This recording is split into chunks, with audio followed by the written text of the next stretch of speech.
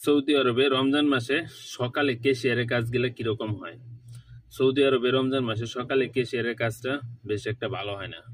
কারণ সকালবেলা কোনো প্রকার কাস্টমার নাই। যেমন আমি আজকে সকাল ৭টায় দোকান খুলছি, এখনো পর্যন্ত এক টাকাও বিক্রি করিনি, বসে আছি। তো এরকমই আসলে সারাদিন যায়। যে জায়গায় ১২ ঘন্টার মধ্যে বেচাকেনা হয়ে যায় ২,০০০-৩,০০০ রিয়াল, সেই জায়গায় ১২ ঘন্টার মধ্যে বিক্রি হয় মাত্র ১০০ টাকা, ১৫০ টাকা, সর্বোচ্চ খুব গেলে ৩00-৪০০ টাকা বেচাকেনা হয়।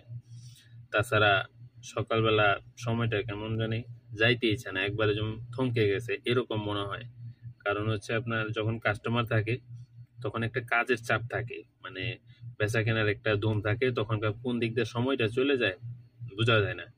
আর যখন কাস্টমার না থাকে সময় আসলে যাইতেই চায় না, একদম বোর লাগে।